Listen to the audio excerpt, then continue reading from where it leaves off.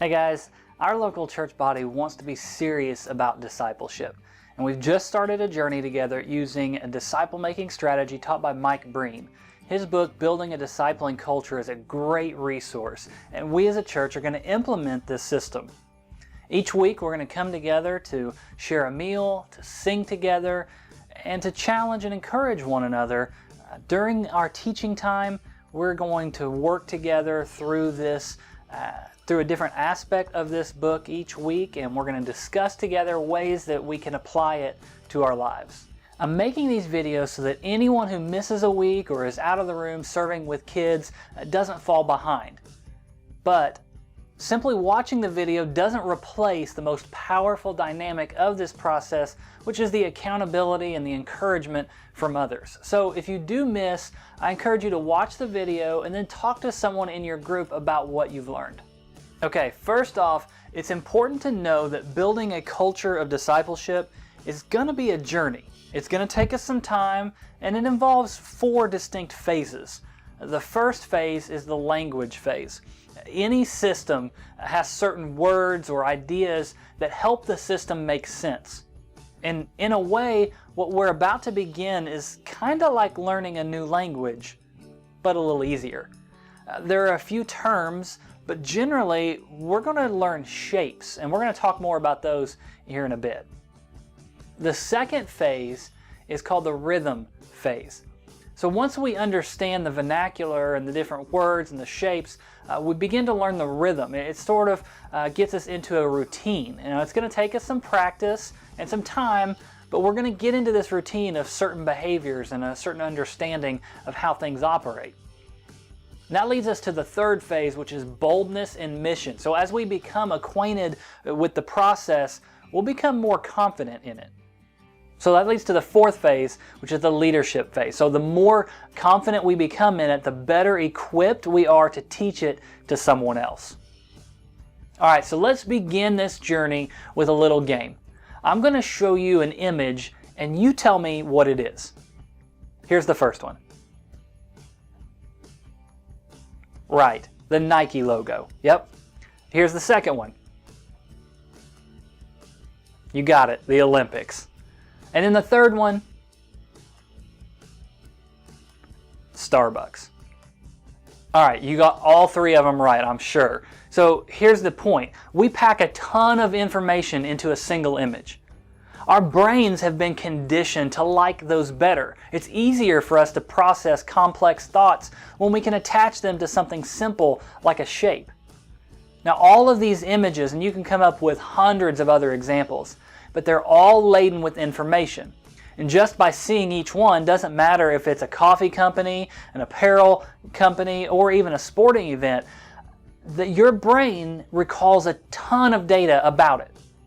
And that's why we seem to have such a hard time grasping what a discipleship plan looks like in the local church, because we don't have a visual cue for our brains to process it properly. Seeing the Nike logo helps you recall a ton of information about all the different pairs of Nike shoes you've had, whether you like Nike or another brand better. All of that comes up because you see that image.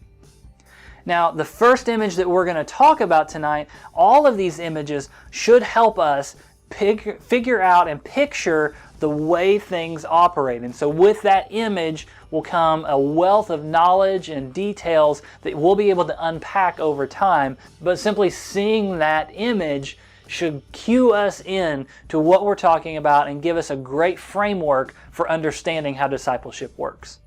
Okay, so the first shape that we're going to learn isn't officially in Breen's list of 8 shapes that we're going to learn over the next several months.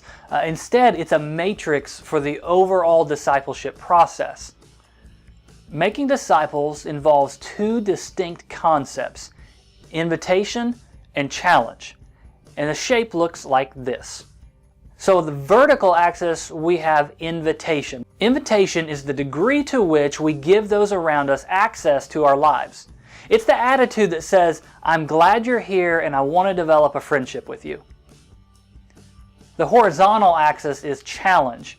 This is the degree to which we encourage those around us to grow in the faith. It's the attitude that says, I'm committed to you and want to hold you accountable to become a better you.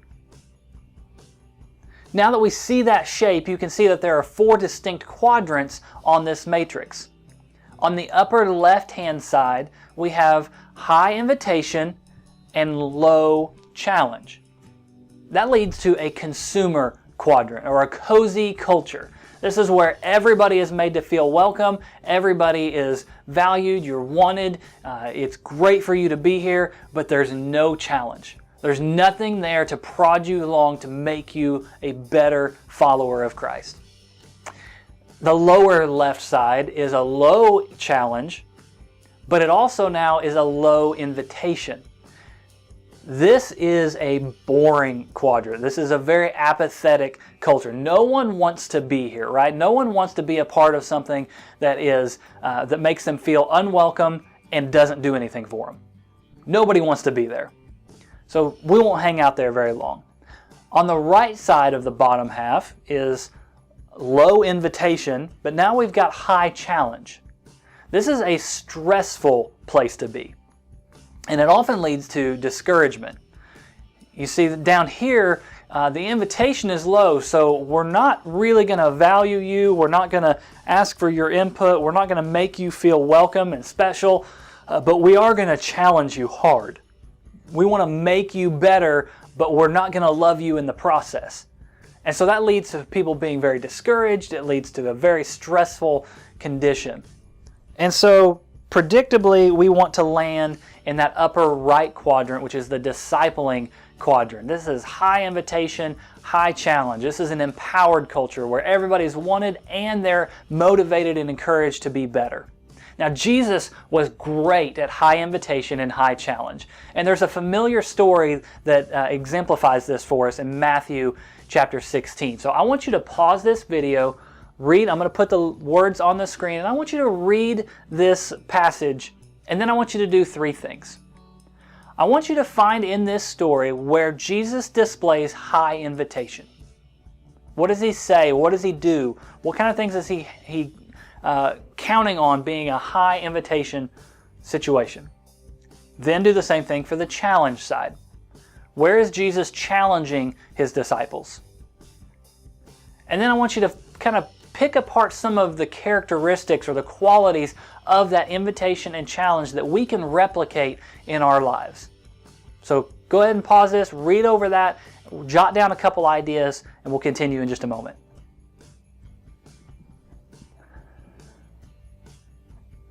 Okay, I'm sure you came up with a list of some really good answers. Here are a couple that I'll throw out there to help as well. So on the invitation side, look, he is engaging, he's inquisitive, he's asking, well, who do you say that I am? He's asking for their opinions.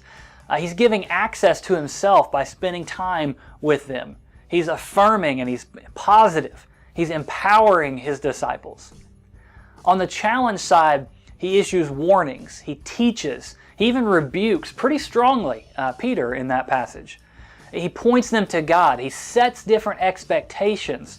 And then one of the really cool ones that I love is that he tells them of a potential outcome. He paints a picture for them of how they could be should they follow his discipleship. That's a crucial component to making disciples, is painting a picture for the person that you're discipling, telling them this is what's possible if you follow Christ closely. Okay, here's the thing. Most of us are naturally good at one or the other. We're either good at invitation or we're good at challenge. We either love to invite people in, make them feel welcome. We have a need to be liked by everyone. We want to be the most hospitable person in the room. Or we tend to tell it like it is. We're quick to correct others. We spend ourselves on transferring every bit of knowledge we have to anyone who will listen. But the key to a fruitful discipleship plan is to balance invitation and challenge appropriately. A gifted disciple maker is someone who invites people into a relationship with him or with her, while also challenging that person to live into his or her true identity in a very direct but graceful way. And without both dynamics, Breen tells us, you will not see people grow into the people God created them to be. Now, that's on the individual side. Let's expand that out and look on the church as a whole side. Churches are set up to naturally default to one side, and they typically default to the invitation side. The service, which is the focus of the organization, is very high invitation. And really, the only challenge portion is the sermon, and sometimes not even then. But the truth is, you as an attender can simply choose not to act on the challenge. And how many times have you heard a sermon that spoke to you and you needed to act on it? Let's take, for instance, a sermon on forgiveness. You thought, that's a great message, that's very true, I do need to forgive this person this week. But then you don't. Why? Because the challenge piece is only partially present. It's missing the accountability portion. You can simply choose to not act on it and no one's going to know the difference. So we design our churches with an emphasis on invitation, but here's the thing. Somebody has to make sure that that happens. Someone is carrying all of the expectations and the challenge of producing that kind of atmosphere.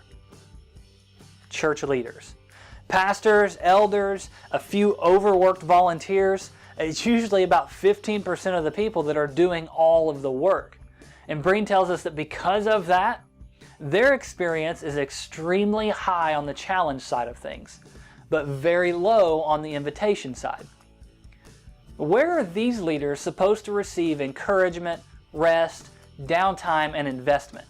Every week has to be bigger and better than the last. So these people are constantly discouraged, frustrated, and stressed, and burnout is normal, and there's a high degree of turnover.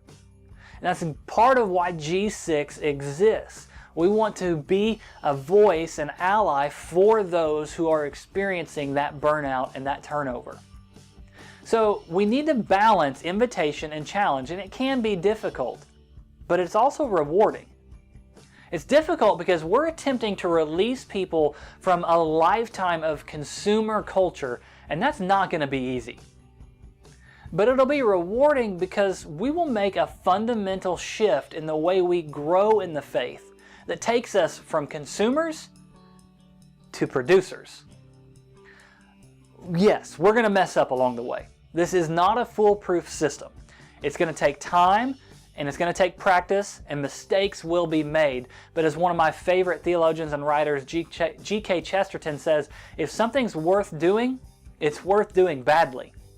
Meaning it's going to be a lengthy process, but we get to learn how to do it together.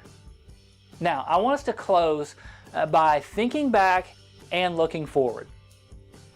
So with this in mind of invitation and challenge and balancing those to get the right culture, I want you to think back in your own life to a situation in the past week where you did not do a good job of balancing the two.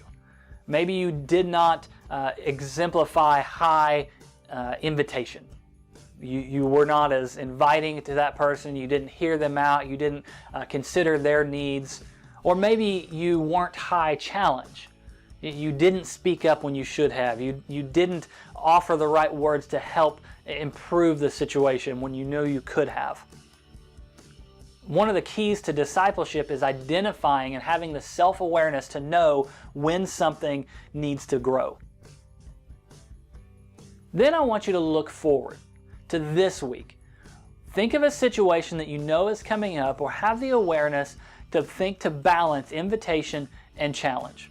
What's something you can do this week, encountering someone, to have a conversation where you're both inviting and challenging to them? Because though balancing those two is the first and foundational, crucial component to having a lifestyle or a culture of making disciples.